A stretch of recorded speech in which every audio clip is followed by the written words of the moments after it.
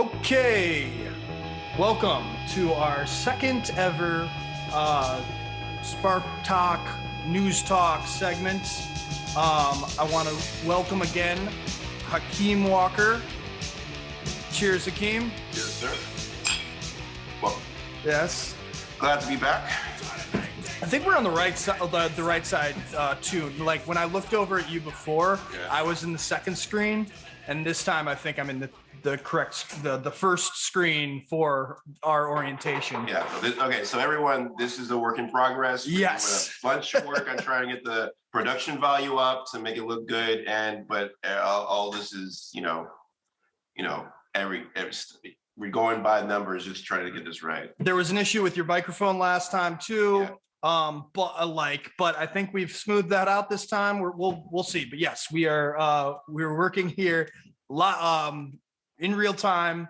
You're seeing all of the developments. Yeah. We are working in real time, drinking in real time. Yeah, it's all there. Yes, and we're going to cut away real quick to actually our own Haakim Walker making these lovely drinks.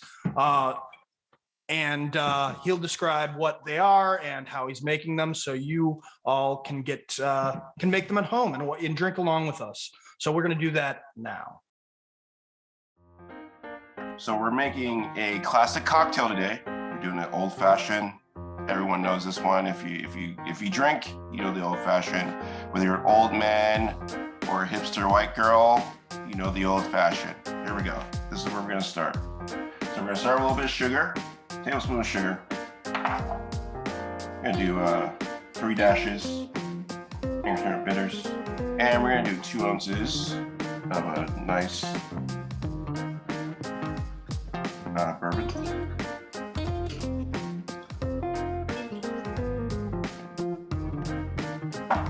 And mix it in a little bit. Gonna open it up a little more. There.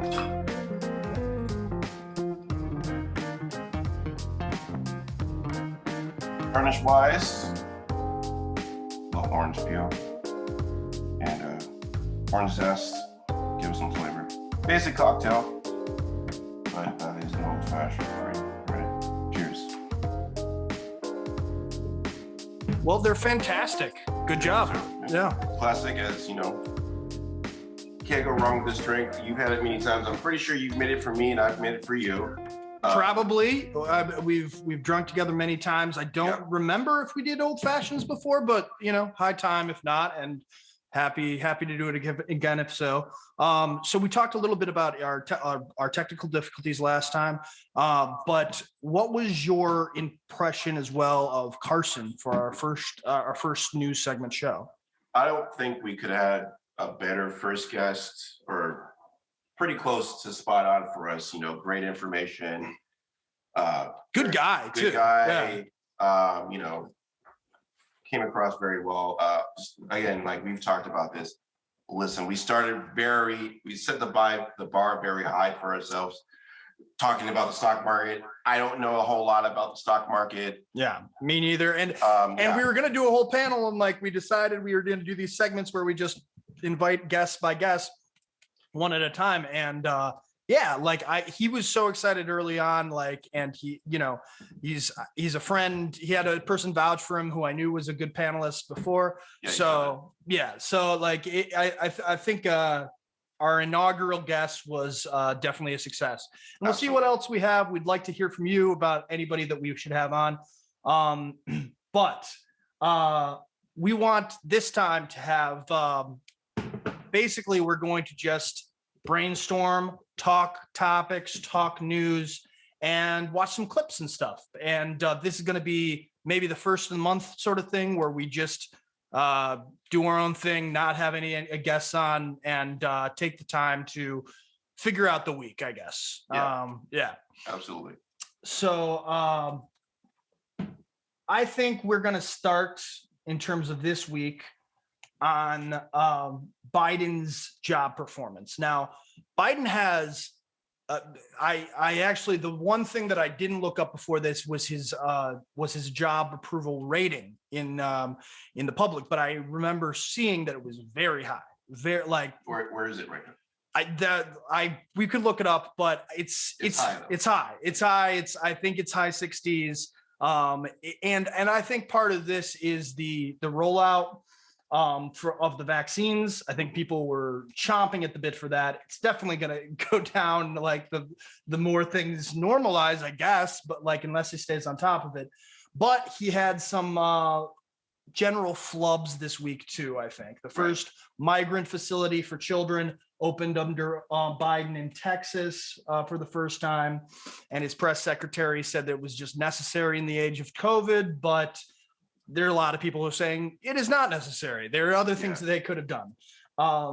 There's the $15 minimum wage was dropped from the stimulus bill after the Senate parliamentarian, which I didn't even know was a thing, determined it couldn't be included because it wasn't budget related. But a lot of people are mad about that. They thought he should have fought for that. And there was actually a question about his appointee Neera Tanden, and I forget what she was appointed to, but they fought hard for her, and she's not going to be confirmed.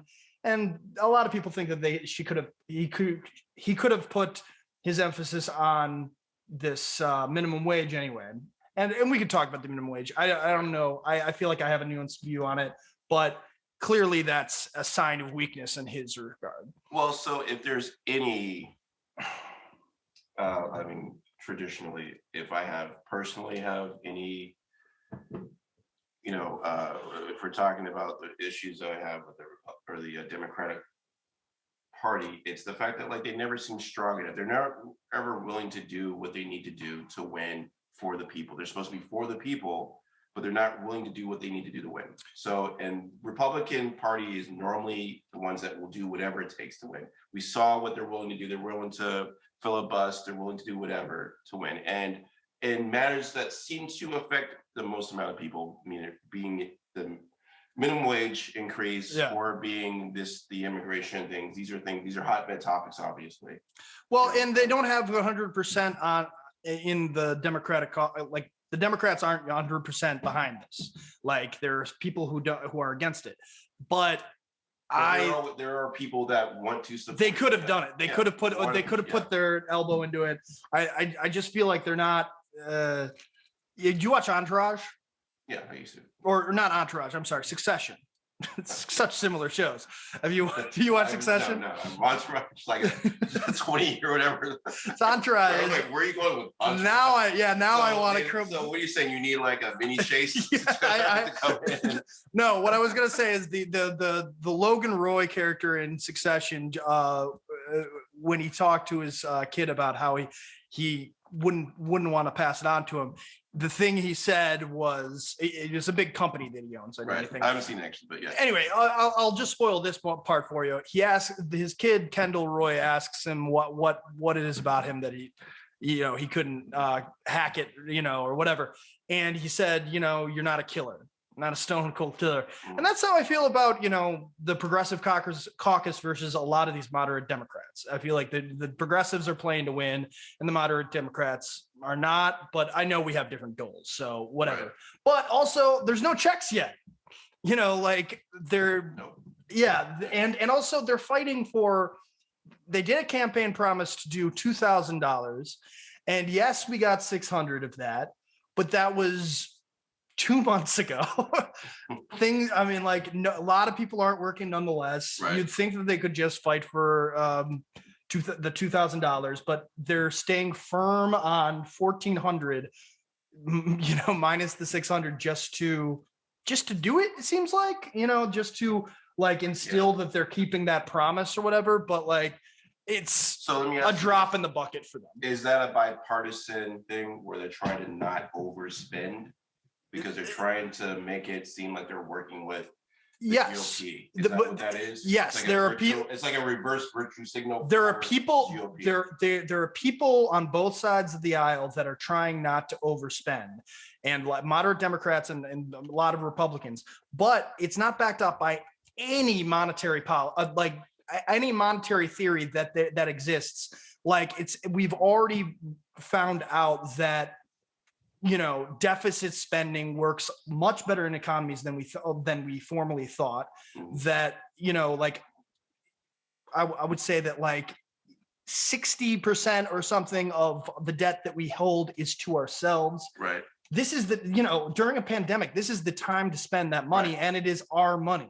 So, I mean, what do we compare this to? What the Great Depression, and how did we spend during that period? Well, the thing that brought us out of the Great Depression was not the New Deal, although there were great programs that helped people get over it, but it helped. What helped to get us out of the Great Depression is insane taxes and spending during World War II. Is the entire economy moving through the federal government towards a common goal?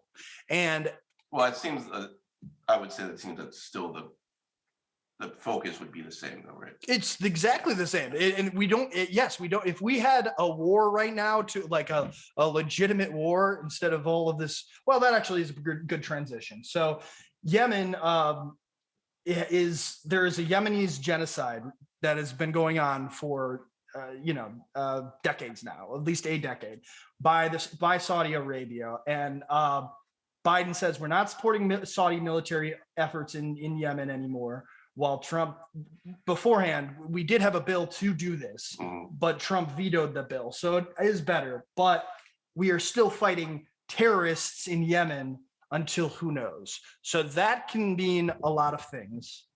And we will see, but it is essentially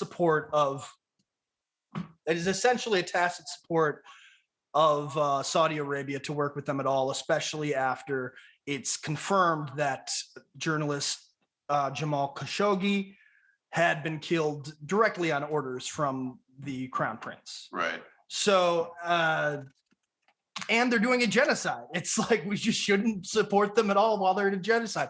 Fuck terrorism and the war on terror aside. Like it's ridiculous. But and then further than that, we did an attack on Syria, killed up to a handful of Iranian-backed militants last week, and it claimed it was claimed to be in retaliation to a rocket attack in Iraq, which killed one civilian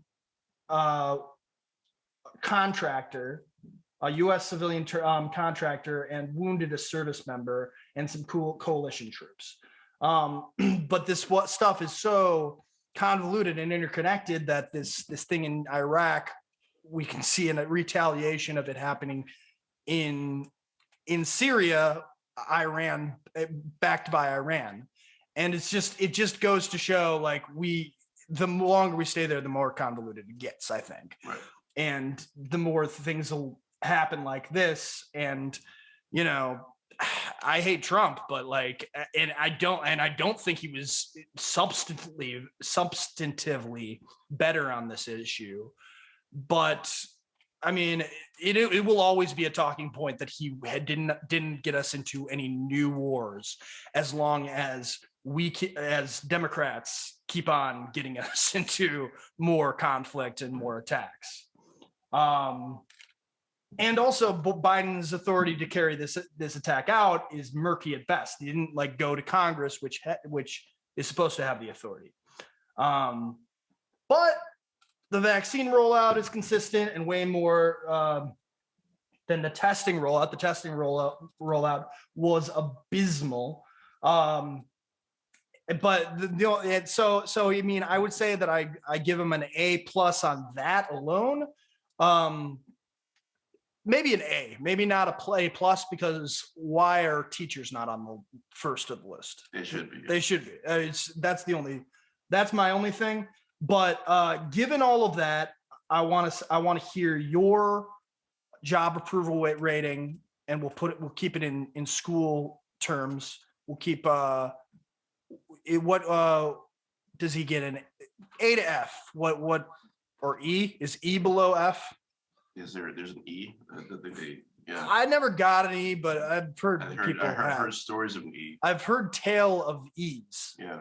But I've never gotten one. So A to F, let's leave it at that. Well, what's Biden's grade right now? Well, we've talked about this. I voted for him, but I was never a supporter of him. That's everybody in the country. No, it's everybody, everybody but 70 million people. But so my in our neck of the woods for certain. Slanted. And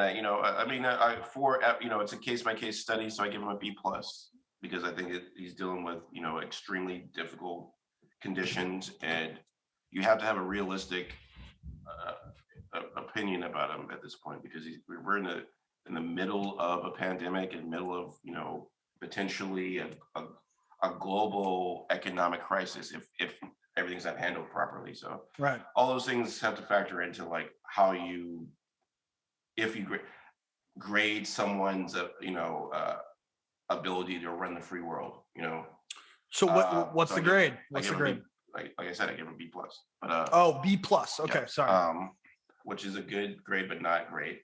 But I said I voted for him, but I was not in normal whatever that means times, I probably wouldn't have voted. I'm as you are, a Bernie Sanders person, but yeah, I think he actually cares about people. I don't know, he doesn't play the game the same way a lot of these career politicians do. But I can't sit here and say that the administration, after it only being how many weeks has it been since, for us to sit here and be super critical of a presidency. No, I get that. Super early, infancy stages and really having hard pressing, criticism of. I just know that what he could have done day one. I mean, the student debt relief, he could have signed all of that off day one.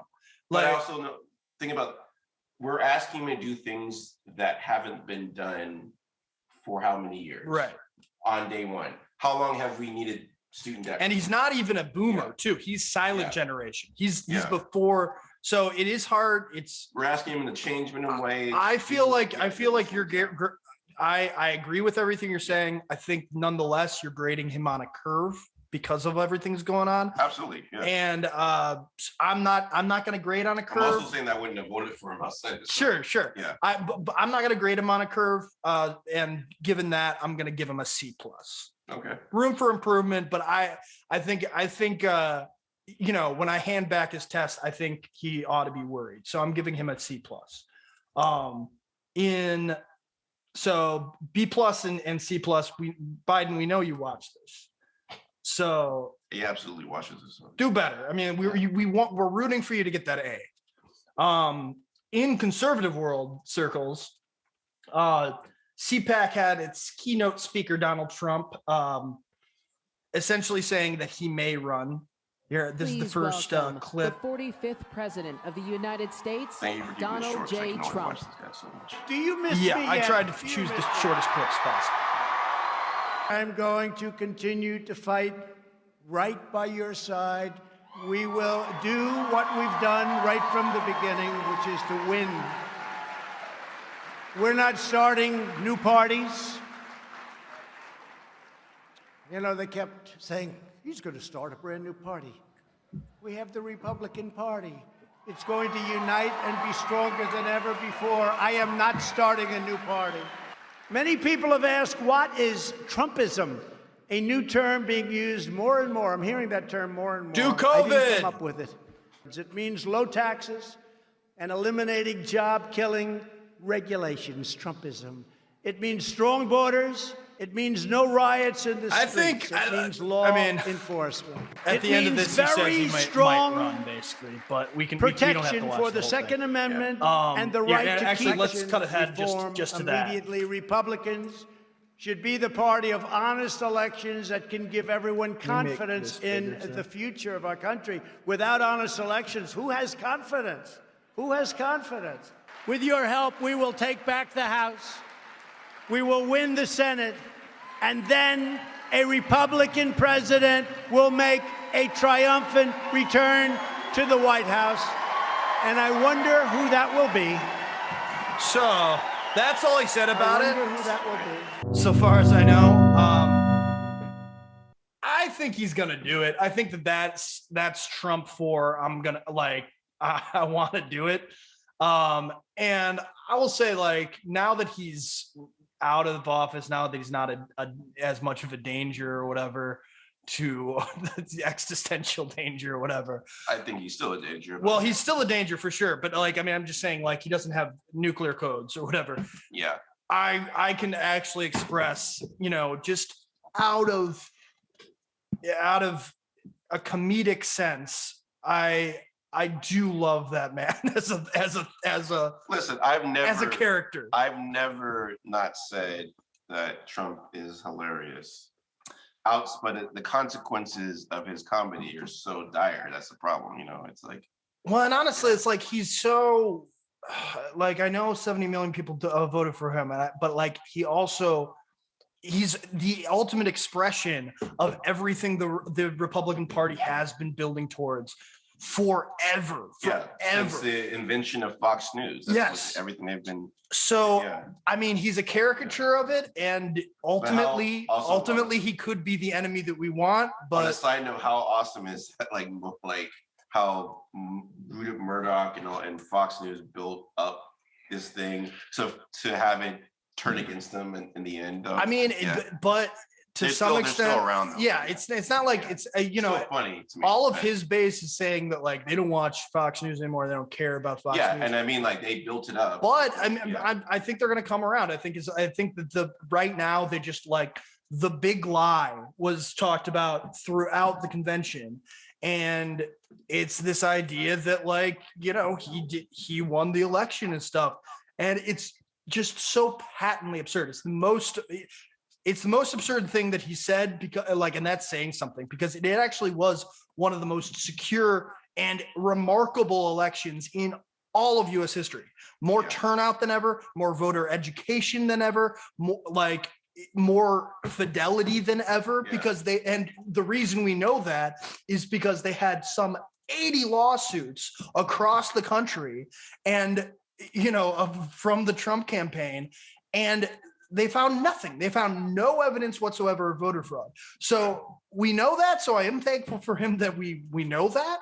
And I am thankful for him that his position has become so absurd that he's a caricature at this point. Yes, but also on that I'm still deeply afraid of him to some extent. Yeah, but also, you know, like today they actually started on voter suppression in Georgia because of the election. Okay, so we're gonna get to that actually. So actually, so two bills moving through Congress in Georgia will severely limit voter access, ending automatic voter registration and banning drop boxes for mail ballots. Democrats claim those barriers will have an outsized impact on Black voters, who make up a third of the population there, and overwhelmingly trend Democratic. So it's annoying, but it's textbook, exactly. Textbook Republican playbook. Let's be honest. And I think it's short-sighted to some extent, because let's be honest. Like, how so? Well, okay. So yes, after the fact, mail-in absentee voting did ultimately affect them negatively, but it also, they won a shit ton of down ballot stuff. They advantaged in general. They had way more voter turnout. If they actually took it to a fair fight, I think they wouldn't do quite as bad as they think they would. They do. One of the reasons that these groups trend Democratic is because they know that that Republicans pass these laws against them. If they actually took, like, before Trump, they were making this argument that we have to diversify the party and be more open and be, you know, reach across the aisle. And actually, to some extent, Trump had success with that, with minorities anyway.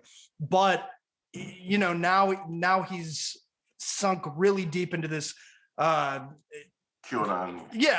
Voter suppression sort of thing. So I'm just saying, subculture of his base. Yes. So they're the conspiracy Trump party now, and they're the QAnon party. And even I'm almost happy to have them be that, because there's until the inevitable fascist coup that will be more successful that next time under Tom Cotton or whatever the fuck. Oh wow, yeah. To the point where, like, there's new QAnon after the election stuff. Well, have you heard the Biden is a white hat now? Yeah. Because well, that's early. You know what? That's early QAnon. There's actually apparently more QAnon-based stuff. The mental gymnastics are impressive. Yeah. It is a cocktail. Like, this is a delicious cocktail of liquids, but their cocktail of personality is the mixture of magnifique. It's amazing. I'm endlessly fascinated by it. But we should move on. So the new playbook from also conservative world is attacking children's stuff like Dr. Seuss and Mr. Potato Head. And we have a few more clips related to that, or a couple more. Mr. Potato Head. You have you not heard? No. Well, I shouldn't say Mr. So this Green is, Eggs and Ham by Dr. and we're not going to watch this whole thing. I am Sam. I am Sam. Sam I am. That's Sam I am. That's Sam I am. So I do not like that Sam I am. This is Kevin you McCarthy like Green Eggs and literally Ham? trolling about I do not like them. just Sam reading I am. reading I do out not like Green Sam Eggs I and Ham. am. Right. How do you feel about this? So, okay, the reason is because they're new. So, for instance, CPAC, their whole theme this year was cancel culture, and like one of the things that they're talking about on Fox News, etc., is that cancel culture is that they've canceled, for instance, 6 books, I think, out of the entire bibliography of Dr. Seuss. Now, and he actually said on the floor that that Dr. Seuss is banned, and he put it that glibly that Dr. Seuss is banned, and so what really happened is Dr. Seuss was a cartoonist around during the 40s, 50s, 60s. And different era. And he wrote a few books that he later said he was not proud of. He said to his relatives he was not proud of during the war, depicting Japanese Americans a certain way, and trying to help the war effort, but very offensive. And his estate discontinued the publishing of these certain books. So that is what happened. And so anytime you hear someone saying Dr. Seuss is canceled now, that is what it is. It's literally an estate deciding that they don't want to do certain things, and based on the wishes of this of the original person. Right. The other thing is, let's just call him Dr. Potato Head. And this is Pierce Morgan. There we go.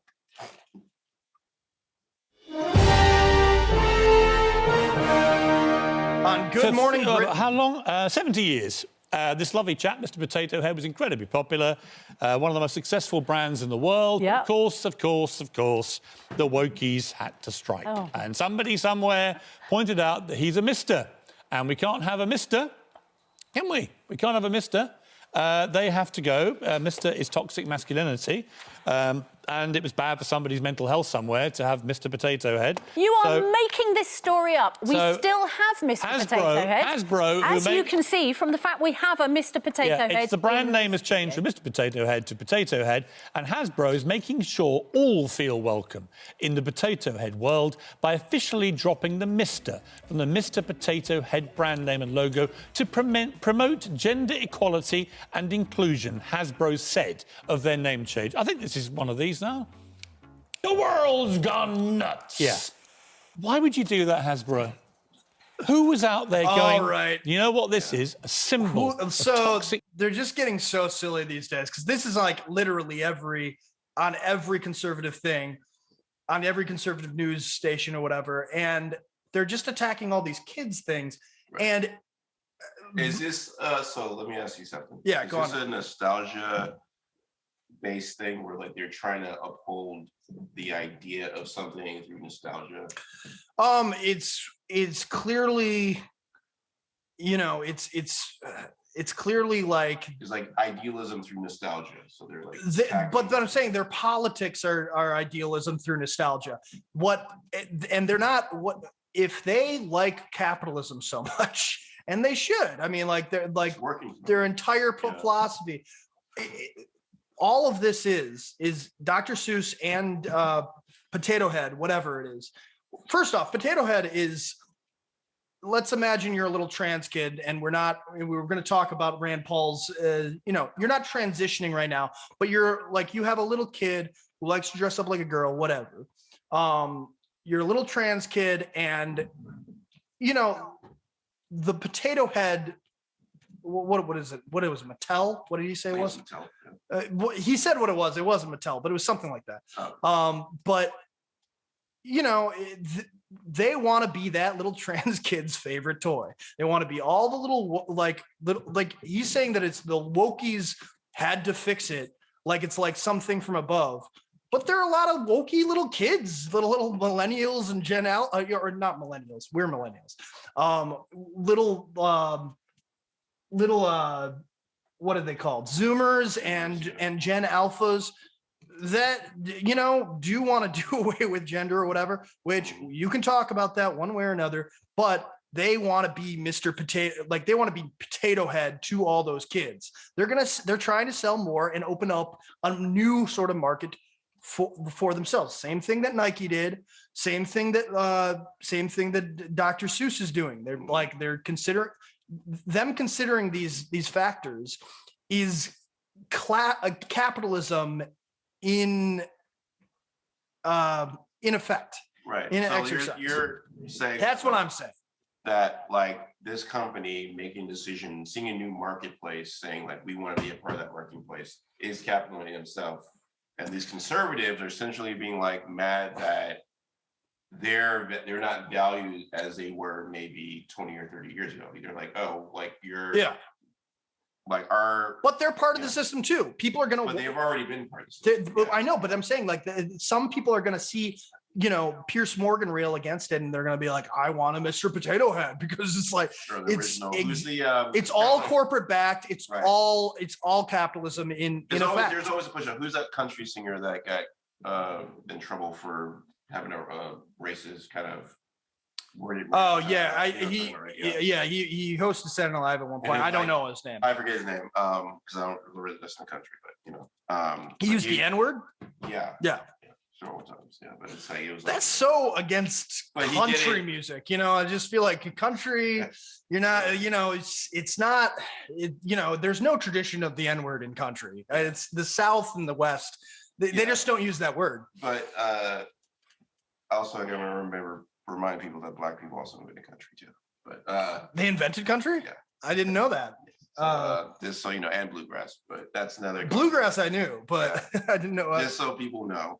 That's the thing. Anyway, we'll talk about that another time. But anyway, like, you know, his sales went up by like, I forget it ended up being the initial amount, right? 300%, because people were mad about the pushback.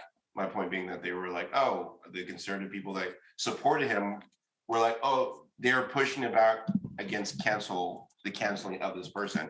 How the long term? That's what I'm saying. It cancel. I want to say it went up to like. It's not that cancel culture doesn't exist. It existed in like, I mean, like especially from, you know, I would say 2008 to 2016.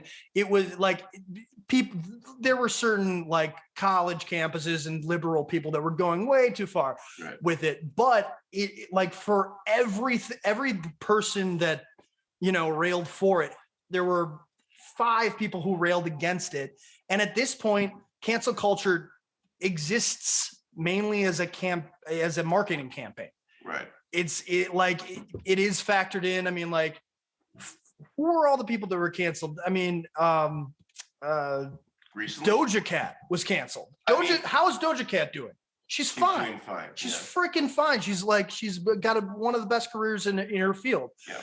So that's we've talked about this before, and like my opinion of the concept, I've said this to you, is there's overcorrection culture, or correction culture, I think is more accurate personally. Yeah. Because I think there's been people getting away with quote unquote, in my opinion, bullshit, and they need to be corrected in culture. Like you know, things that should not fly or should have never flown have gone about.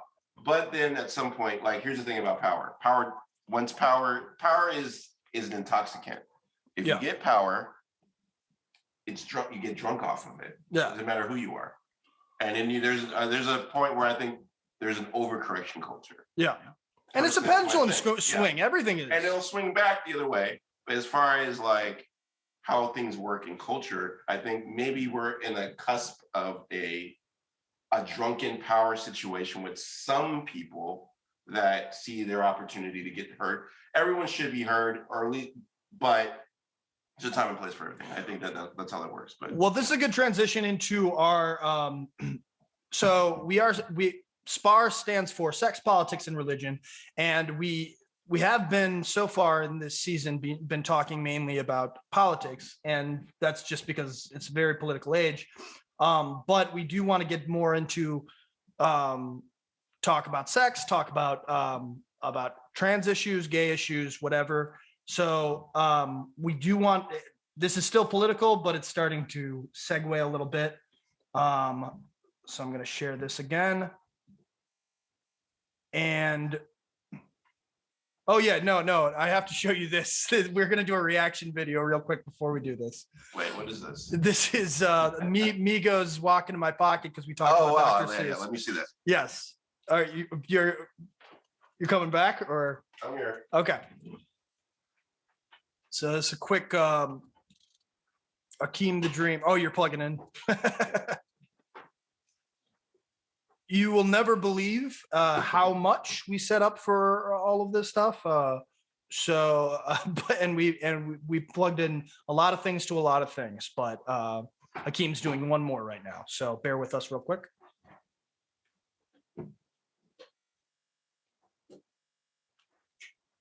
And if we lose Hakeem's video right now, we'll know why. He made it, ladies and gentlemen. All right.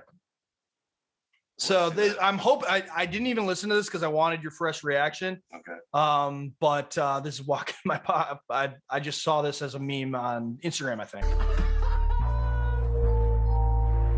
Yeah. Dr. Seuss. Hi, Reggie. Here we go. Walk it in my pocket. Walk it in my pocket. Huh? Walk it in my pocket. Okay. Walk it in my pocket. So walk it in my pocket. Walk it in my pocket. Walk it in my pocket. In my pocket. Walk it in my pocket. Zeus. This is my new. So when you call me. In your girl, or was it in your closet? Sometimes I feel quite certain there's a jerk in the curtain. Sometimes I never feel it. There's a sock behind the clock, and that's up on the shelf. I have talked to him myself. I said there's up on the shelf. I have talked to him myself. That's the kind of house I live in. There's an ink up in the sink, and there's up in the lap, and they're nice. I really think. Mama. Some of them are friendly, like that yacht up in the pot, but that yacht in the bottle. Some are friendly, some are not. Like a Zabo on the table. See, as long as this one's not canceled, I don't care. I'm sure you know, like anytime you call me, this is gonna be a reach. Well, the other one that he did was not. It was like Redfish, Bluefish, or whatever. It wasn't a canceled one. No. Or is Green Eggs and Ham? I forget what. I don't know. But that's awesome. Yeah, right? Yeah. All right. We don't have to listen. But I'm glad I got your reaction already. It's a perfect cadence for that. Let me get this out of the way. Back to trans issues. So the HHS nominee Rachel Levine would be the first appointee to that position who is transgender. Genital mutilation has been nearly universally condemned. And this is the question. Genital mutilation has been condemned by the WHO, the United Nations Children's Fund, the United Nations Population Fund. According to the WHO, genital mutilation is recognized internationally as a violation of human rights. Genital mutilation is considered particularly egregious because, as the WHO notes, it is nearly always carried out on minors and is a violation of the rights of children.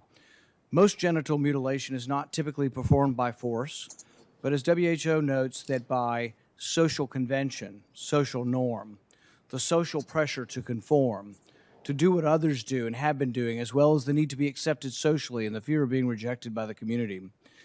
American culture is now normalizing the idea that minors can be given hormones to prevent their biological development of their secondary sexual characteristics. So I want to hear her Dr. answer. Levine, you have supported both allowing minors to be given hormone blockers to prevent them from going through puberty, as well as surgical destruction of a minor's genitalia.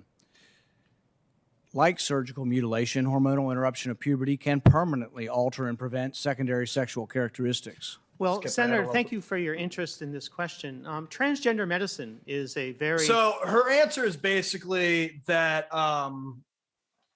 so yeah, she's going for Assistant Secretary of Health. And she basically she gave a speech at one point about being like standards of health for trans teens and young trans people.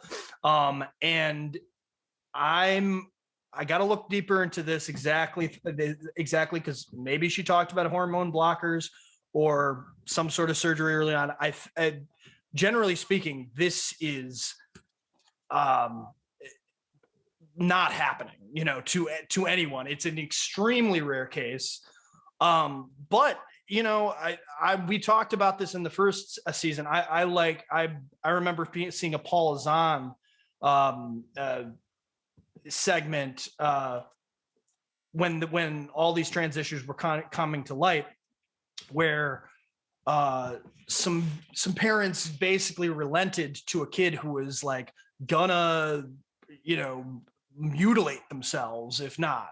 So I think there's those cases. I do think that there are people who are talking hormone blockers or young kid trans stuff that does go too far. I think Rand Paul in this case is using it as a boogeyman. I don't think that she's kind of, I don't think that I don't trust him to characterize this particular subject correctly, but, let's just talk, transition with kids. I mean, how do you feel about it? It's complicated. I think that it's a case-by-case study, or case-by-case basis. Do you think it should be legalized, or I don't know, like, or do you think, like, for instance, hormone blockers should be illegalized with children, like before they hit puberty? That's the point, right? Right. It's a very hard thing to say. I understand that, like, listen, okay, it's hard for me to say that, like, a child who you don't trust with feeding themselves or even doing basic actions should make lifelong decisions for themselves. Sure. So it's a complicated thing. I understand that, like, some people know who they are earlier in life, and that is a very true statement to make, but it's also a very hard thing to say that, like, you're going to give a child, essentially a person that you wouldn't give a driver's license or the ability to vote, to make a lifelong choice for themselves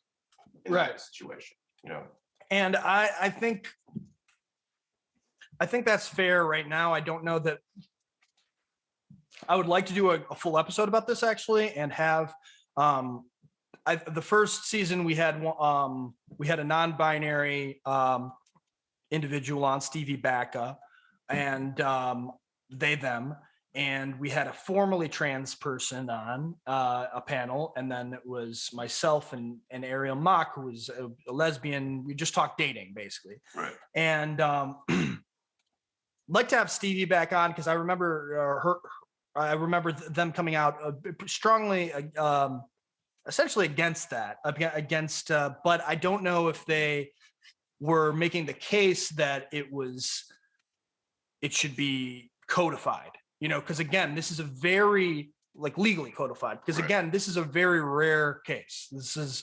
But like I said, I've seen cases, I've heard cases where I do trust that the parents are concerned for the well-being of their kid and don't know what to do about their kid's gender dysphoria. And gender dysphoria is nothing to fuck with. It's a real condition. And there's, apart from all of the other conversations about trans issues today, I think that's a very real one. And also, I mean, like, even whether people get the surgery or don't, or to take hormone blockers or don't, suicide rates and murder rates and violence against them is a real, very big issue. Right. So that's something I'd like to get deeper into. I don't know that we can say much about it right now, but I think Rand Paul is just playing dirty pool in this case. I think he's just grandstanding. It's so disgusting. I mean, like, he couldn't even ease into that, like that was as soon as he got in it, like, first words that he said to this appointee is genital mutilation. It's people need to gain some class. That's all I'll say. I liked Ron Paul's balls in the Republican debates back in the day. Even if I didn't agree with him on everything, he spoke about, the need to end wars or whatever on Fox News or whatever. How long ago was that, though? A long time ago. But his kid is, I mean, I'm just saying, his kid doesn't have half of the guts that he did. I mean, like, he was supposed to be the most interesting person ever.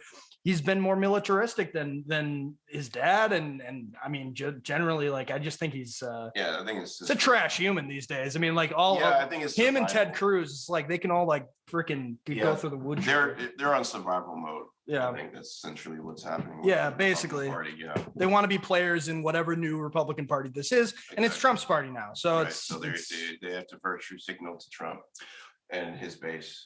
So we can't talk about this week and conclude this week without talking about Me Too issues. So I'm not going to make a what am I calling? I'm calling this right now Rape Watch. And we need a better name because that just sounds like we're watching a rape, occur. So if I think we might, if we get definitely flagged on. I'm not going to name this entire episode Rape Watch, but maybe you could call this a segment. But I'm not making a jingle for it or a sting or whatever. And but if you have a better name, Me Too. This week's Me Too report, or that's worse though. Yeah, well, Rape Watch has a ring to it, but again, not the ring you think. Not the ring it should. Yes. Yeah, Rape Watch is it's not the ring. So, but we have Andrew Cuomo, who. So let's just list the allegations against Andrew Cuomo, not just this week, this month. And a couple months ago as well. So the most recent one that actually got news play was Assemblyman Ron Kim said Cuomo told him he could destroy him if he didn't help cover up the underreporting of the nursing home COVID deaths. And in general, there have been a lot of people backing up the statement that he's created a culture for bullying. This is, and then I told you what I said about this last week. What's that? Never mind. Yes, I remember. It was, you said New Yorker's going to pass, and then strong arm New York tactics, baby. And then this is so New Yorker. And then this is former advisor Lindsey Boylan, and we talked about this. We did talk about this last week. Claimed in December that he created a culture of sexual harassment as well. Asked her to play strip poker and kissed her without consent, which is also New York culture. And Haakim is fine with it. I did not say. No, I will have to go back. No, you went on the record as against sexual harassment. At some point, I will have to visit New York. I don't want a bunch of Yes, another former aide, Charlotte Bennett, backed up this claim last week, saying that his questions and advances made her feel horribly uncomfortable and scared. And then just recently, a third accuser, Anna Rook, I don't know how to say it, Roosh, accused him of unwanted advance at a wedding the first time she'd met him. So she's not an employee. But I think that he decided for this time to make his move. And we should probably share that. We should probably watch the clip before we go too further. No, don't do that. I fully support a woman's right to come forward. And I think it should be encouraged in every way. I now understand that I acted in a way that made people feel uncomfortable. It was unintentional, and I truly and deeply apologize for it. I feel awful about it, and frankly, I am embarrassed by it, and that's not easy to say, but that's the truth. So that's probably the hardest thing to say, that he's But this embarrassed is what about. I want you, when I to know. sexualize I want people, you to know this I'm just from me embarrassed. directly. I want to make this I about me a little never bit. I'm actually touched embarrassed anyone about inappropriately. Sexual I never harassment in my touched workplace anyone inappropriately. and a culture of bullying. I never knew. Well, at he the time and he said he where I never was touched anyone making inappropriately. He said anyone they feel accused him of uncomfortable. kissing her without I kissing her never without knew consent. At the time, Well, I but was did she making say it at the anyone time? feel I guess that's the Did point. she tell me right before I kissed her? Yeah, right. I certainly She did not. never, There's- ever yeah. meant. So I think I honestly. She didn't bring it up, did she? Well, and that's That's what I he's guess saying, that's an yeah. interesting question, but generally I just feel like he's, like he basically saw how Biden did with the Tara Reid thing, Right. and just generally the inappropriate touching in general. He just basically said, I didn't realize I come from a generation where I do handshake stuff, but and I believe Tara Reid in those accusations. I do too. I think that Biden maybe doesn't even register it, and certainly doesn't register that had happened as a rape. I think he registers it maybe as a come on, because at that time, he thought it was like I was a good guy, I backed off or whatever, and that's horrible.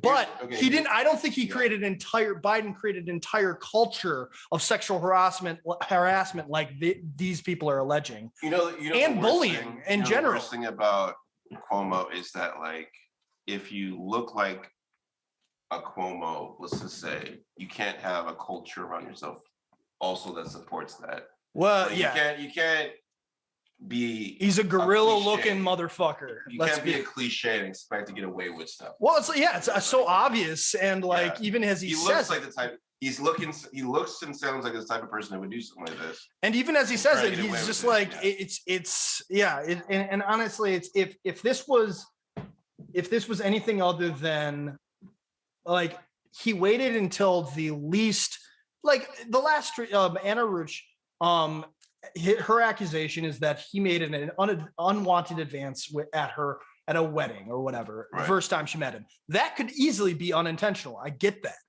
It's a wedding, whatever. But I'm saying, I think he waited until the most innocuous accusation to basically group them all together and make it like a political wash. And this is in Trump's playbook, and I actually think that Biden was a little bit more conscious about it. He actually did some moves that were he actually asked for more investigation, which I know Cuomo would never do. It's probably a reason for that. There's always a reason for that. So I mean, this is a political move. I still think he's a horrible human being. And let's not forget, he literally, this is the culmination of a culture of bullying and sexual harassment, et cetera, that he used to cover up initially, in terms of public perception, the fact that he moved people from hospitals to nursing homes to die of COVID in nursing homes, so that he could cover his ass. Yeah, to cover his ass. And so he's a horrible human being. I really think it's corruption. It's next level. And it comes down to, at some point, we look at all of the landscape of politicians. Here's what I'll say about it. As far as what we see with politicians, no matter what party they're towing the line for, it seems like. Yeah. And we have to make a decision on what we're willing to accept based off of what's at stake at some point. Yeah. Sometimes there's more at stake than we wanted there to be. So we have to just take a deep breath and say, this guy is more important than the horrible things that he's about. And that's where it comes with this guy, I think. Deplorable, really. Yeah, I mean, even the areas that he's a liberal, he's a milquetoast liberal. I don't think he's got anyone's back. I think he's a political creature. Yeah, absolutely. I think anybody who was outraged before, if they're pacified by this, then they weren't really outraged. Right. So that's what it comes down to for me. In some other Me Too news, there's a new documentary, Allen versus Pharaoh, that I've been watching on HBO, and it's on. Yeah, you've seen this. I haven't It's on second episode. Right. And it's interesting because it's completely giving the side of Mia Farrow. Not necessarily Mia Farrow, but also her child. Family. Yeah, Ronan Farrow, who is like the Me Too poster boy, and Dylan Farrow, who was accused of being molested by Woody Allen at the age of 7. I like watching documentaries even when I think that they're wrong. Even when I think, yeah, exactly. Even when but even when I'm super biased. Yeah, even when I don't believe that anything that they're alleging, I like watching them to see how they're making the case. It's like listening to a lawyer that is against you or something like that.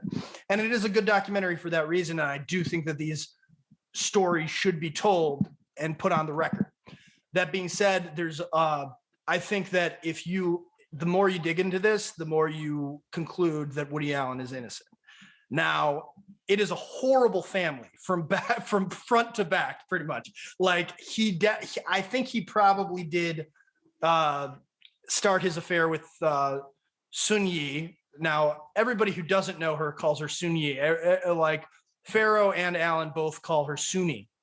I don't know why. Is Sunni. I actually looking up pronunciations, but also what's weird about is Farrow has 27 children. She's got she's got a shit ton of children. Right. And honestly, it's if you're to look at the children that were immediately related in this affair, the white children all side with Mia Farrow, and the Asian children essentially side with Woody Allen. Now, maybe Sun Yi was groomed to do so, and Moses was basically side with his mom until later on, where he accused her of, her own abuse, not sexual, but psychological and all sorts of stuff. Right. And I think that everybody's guilty of something in this, but 2 independent investigations and a lot of common sense, I would say, would if you actually look into this, where it took place, how it happened, when it happened, you would conclude that it wouldn't make sense that Woody Allen would decide to molest his child right at this moment when he's separating from his wife.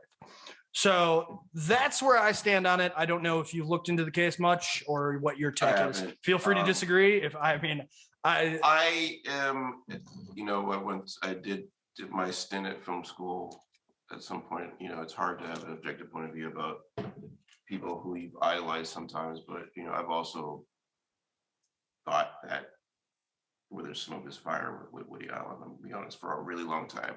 And there's definitely smoke. Yeah, there's a lot of motherfucking smoke with Woody Allen. You've seen Manhattan, I imagine. Yeah. He's dating a 15-year-old in that, and that's apparently based on a real thing. No question. He's grody. No question. He's grody. There's a, and maybe he deserves it nonetheless. But I'm just saying, look at the actual facts of the case, and I'm happy to do a whole episode on this if at some point. But I believe he was innocent of this particular crime.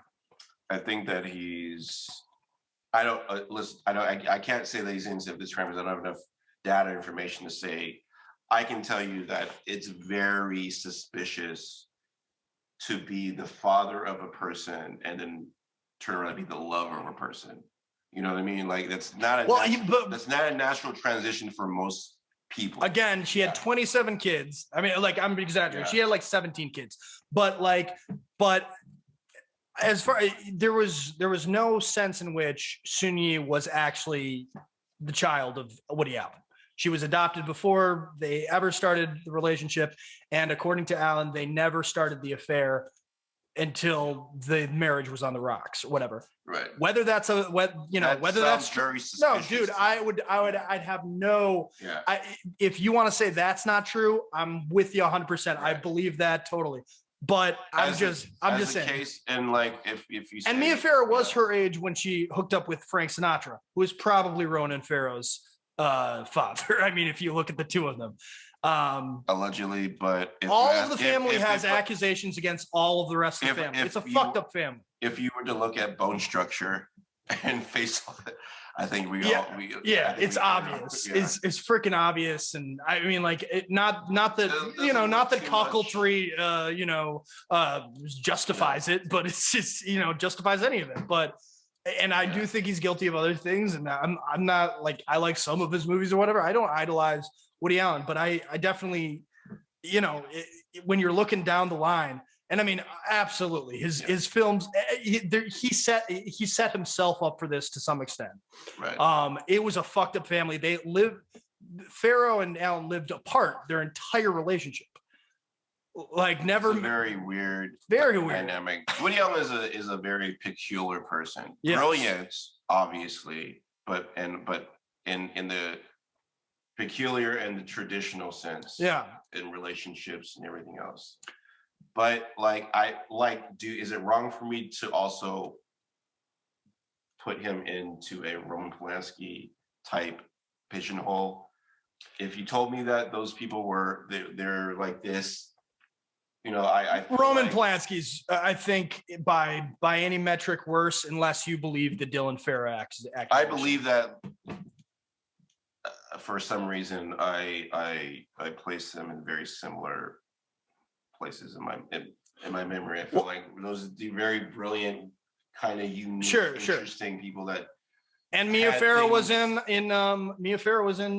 Rosemary's Baby. Okay. But I just, I'm just playing Kevin Bacon, 6 Degrees.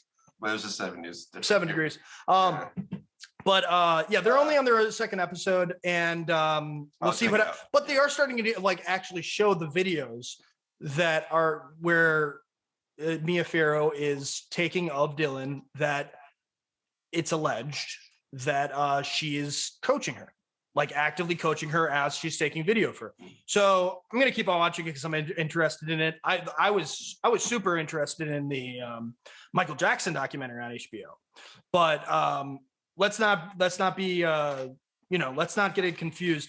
HBO is and Vanity Fair is in tank for Mia Farrow on this, and they're in the business, and they want to sensationalize in general. So it's interesting, but you can't address all of these Me Too issues without getting into the nitty gritty and stuff. And I will say, after this was alleged, Woody Allen asked for investigations again and had 2 independent investigations, and had a bunch of experts talk to him, had other people.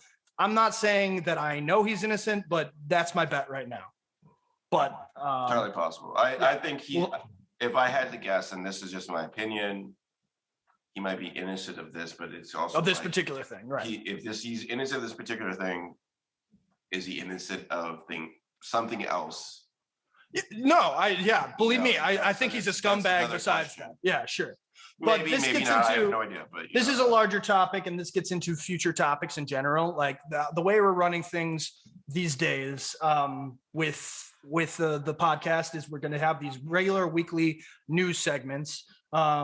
Maybe monthly, we're going to just do clips like we did today. Other times, we're going to have guests, one guest at a time, and then we're going to do a full panel. And when we do a full panel, those will be episodes proper or whatever. But we'll have like a topic that we completely focus on alone. And we probably won't even do news like we've done in the past because we've got the regular news segment nonetheless. So yeah, let's talk about what topics we want to do in the future. Yeah, going forward, like I was thinking about a topic where I've been thinking about this. I've been thinking about, like, I think you did an episode. Was it first season or second season? First season. This is the second season. I mean, yes, yeah, first season, yes.